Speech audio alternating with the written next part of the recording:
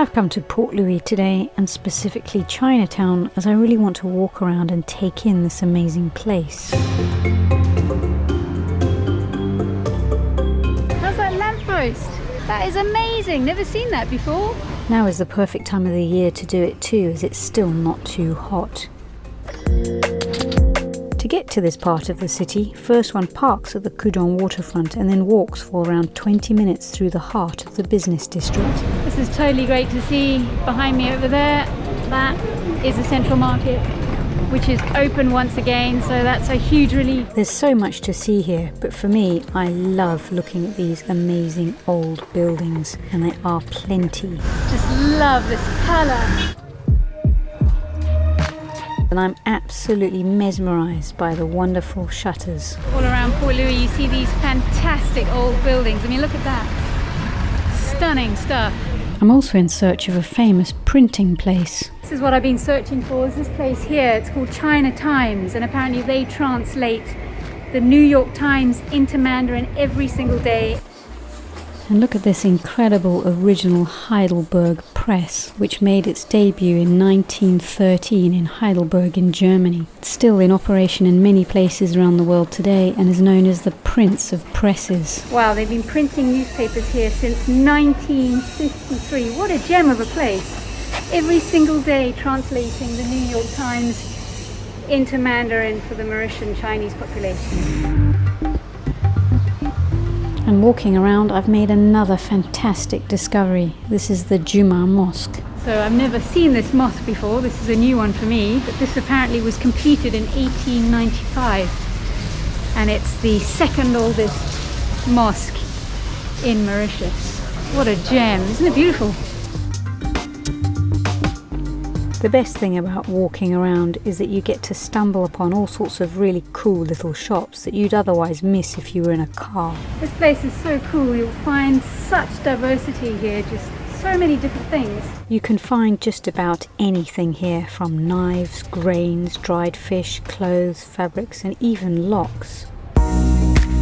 There also seems to be a bit of a dragon theme running down the streets. Really interesting, all these bottles which make up this artwork. It looks like it's a dragon tail, which is all the way along the street here. Fascinating stuff. There's lots of art actually.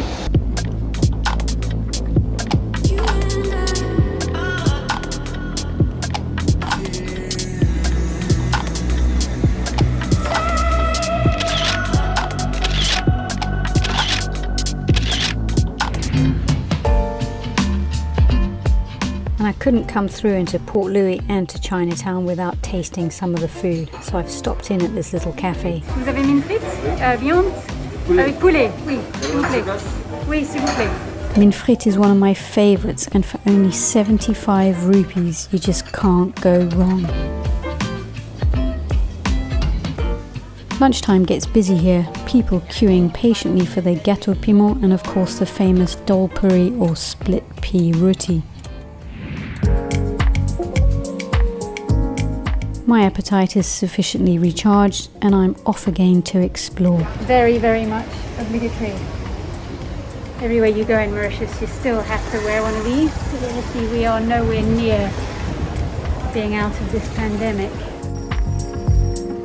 I just love the juxtaposition of the new and old buildings. My only wish would be that these treasures could be better preserved. That's good news. Looks like they are refurbishing that old building. There's also another exciting new courtyard in Port Louis called 246 Edith Cavill Court. They're busy converting this beautiful building into a gallery, and there are lots of eateries to discover here too. Right, now I'm going to head to 101 Multimedia, which is where I want to get some photographic goodies. This shop is very cool for techno nerds just like me. Anything photographic, computer-oriented, or for video creating, you'll find right here. I like to wander around and just look at the stuff.